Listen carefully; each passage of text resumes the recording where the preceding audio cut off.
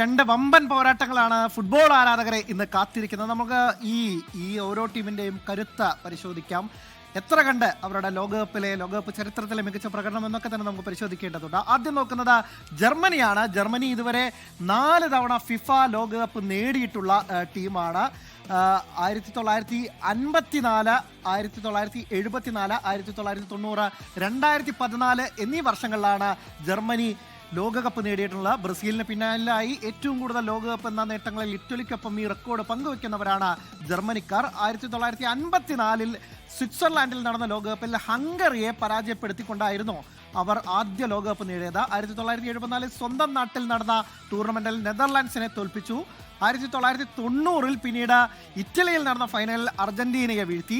2014 അവസാനമായി അവരുടെ കിരീട നേട്ടം. ആ ഫൈനൽ ആരാധകർ മറന്നു കാണില്ല. ലിയോണൽ മെസ്സിയുടെ അർജന്റീനയെ ഒരൊറ്റ ഗോളിൽ, എക്സ്ട്രാ ടൈമിലേക്ക് നീണ്ട മത്സരത്തിൽ ഒരൊറ്റ ഗോളിൽ, മരിയോ ഗോട്സയുടെ ഒരൊറ്റ ഗോളിൽ തോൽപ്പിച്ച മെസ്സിയുടെ കണ്ണീര് വീഴ്ത്തി അവർ അന്ന് ബ്രസീൽ ലോകകപ്പിൽ ജേതാക്കളായി. അതിനുശേഷം അവർക്ക് കാര്യമായ പ്രകടനം കാഴ്ചവെക്കാൻ സാധിച്ചില്ല എന്നൊരു സങ്കടം കൂടിയുണ്ട്.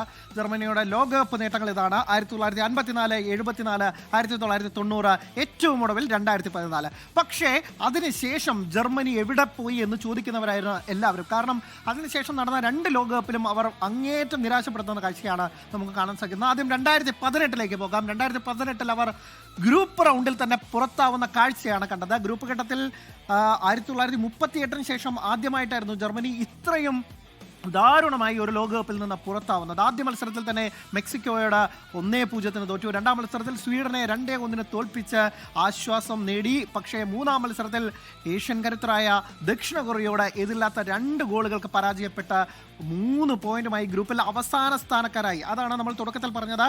അവരുടെ ലോകകപ്പ് ചരിത്രത്തിലെ ഒരിക്കലും ഓർക്കാൻ ആഗ്രഹിക്കാത്ത, അല്ലെങ്കിൽ ഏറ്റവും ദുരന്തമായിട്ടുള്ള ഒരു ലോകകപ്പായിരുന്നു 2018. അതായത് ലോക ചാമ്പ്യന്മാർ തൊട്ടടുത്ത എഡിഷനിൽ ആദ്യ റൗണ്ടിൽ തന്നെ പുറത്താവും എന്ന് പറയുക ഒരു തരത്തിലുള്ള ഒരു ഭാഗ്യക്കേടൊക്കെ ഉണ്ടായിരുന്നു. അത് സംഭവിച്ചു പോയി എന്ന് ജർമ്മനിയുടെ കാര്യത്തിലും അന്നൊക്കെ തന്നെ ആളുകൾ വാദിച്ചിരുന്നു.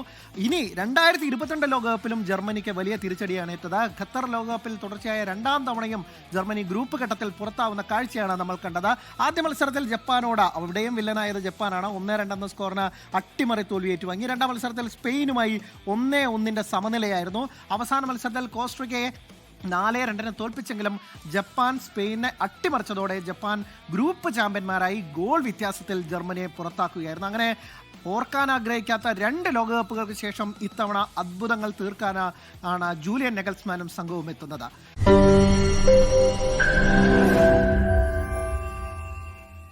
ലോകത്തെവിടെയായാലും ഏത് സമയത്തും 24 വാർത്തകളും ഓഗ്മെന്റഡ് റിയാലിറ്റി പാക്കേജുകളും എക്സ്പ്ലെയിനറുകളും വിശദമായി കാണാൻ ഞങ്ങളുടെ യൂട്യൂബ് ചാനൽ നിങ്ങൾക്ക് സബ്സ്ക്രൈബ് ചെയ്യാം.